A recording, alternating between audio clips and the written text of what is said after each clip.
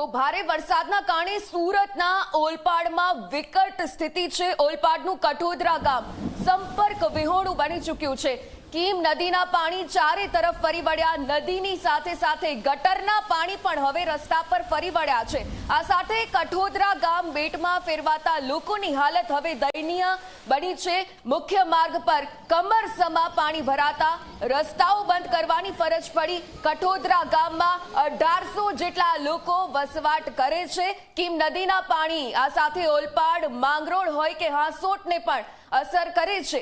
કીમ નદીની વધતી આ જળ સપાટી અને જેના કારણે લોકોને એલર્ટની સ્થિતિ પર હાલમાં તો રાખી દેવામાં આવ્યા છે।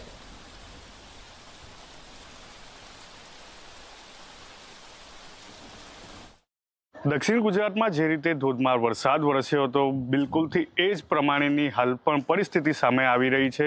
જે દ્રશ્યો હું બતાવી રહ્યો છું એ ઓલપાડ તાલુકાનું કઠોદરા ગામના છે, જ્યાં કઠોદરા ગામે કીમ નદી છે તે બે કાંઠે થઈ છે અને તેને જ લઈને કઠોદરા ગામ છે તે બેટમાં ફેરવાઈ ચૂક્યું છે અને ગામ છે તે સંપર્ક વિહોણું થઈ ચૂક્યું છે।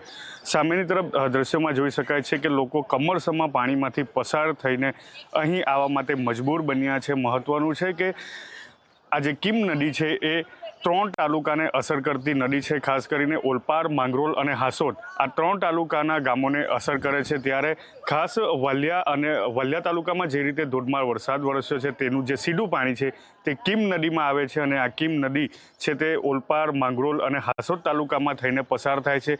ત્યારે ખાસ જે નદી કાંઠે આવેલું આ કઠોદરા ગામ છે, આ કઠોદરા ગામના દ્રશ્યો જોઈ શકાય છે કે ચારે કોર પાણી જ પાણી દેખાઈ રહ્યું છે અને તમામ જે ઘરો હોય તેમાં પાણી ફરી વળ્યા છે। મહત્વનું છે કે જે રીતે ગતરોજ ધોધમાર વરસાદ વરસ્યો હતો તેને લઈને સૌથી વધુ પ્રભાવિત થયો હોય તો એ સુરત જિલ્લાનો ઓલપાડ તાલુકો છે। ઓલપાડ તાલુકામાં ખાસ ઓલપાડ ટાઉન, સાયણ, કીમ, કુરસદ જેવા જે ગામો છે તેમાં પૂરની પરિસ્થિતિનું નિર્માણ થયું છે। ત્યારે દ્રશ્યોમાં સ્પષ્ટપણે જોઈ શકાય છે કે લોકો છે તે પારાવાર મુશ્કેલીનો સામનો કરી રહ્યા છે।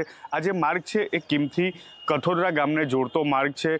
કઠોદરા ગામ સાથે અન્ય જે ગામો છે તે જોડાયેલા છે, તે માર્ગો પર પાણી ફરી વળ્યા છે અને તેને હાલ આ ગામ છે તે લોકોની અવર જવરથી નહિવત થયું છે, કારણ કે પાણીનું જળસ્તર ખૂબ જ વધી રહ્યું છે। તેને લઈને હવે આ માર્ગ છે તે જળમગ્ન થઈ ચૂક્યા છે અને ગામ છે તે સંપર્ક વિહોણું થઈ ચૂક્યું છે। ત્યારે હાલ લોકો છે તે હજુ પણ ભયના ઓથા હેઠળ જીવી રહ્યા છે, કારણ કે જે કીમ નદીની જે જળ સપાટી છે તે સતત વધી રહ્યું છે। ત્યારે જે વહીવટી તંત્ર છે તે પણ કીમ નદીની જળ સપાટી ઉપર સતત નજર રાખી રહ્યું છે, કારણ કે કીમ નદી બે કાંઠે થાય છે અને તોફાની બને છે। ત્યારે અનેક ગામો તેના વહેણમાં આવી જતા હોય છે।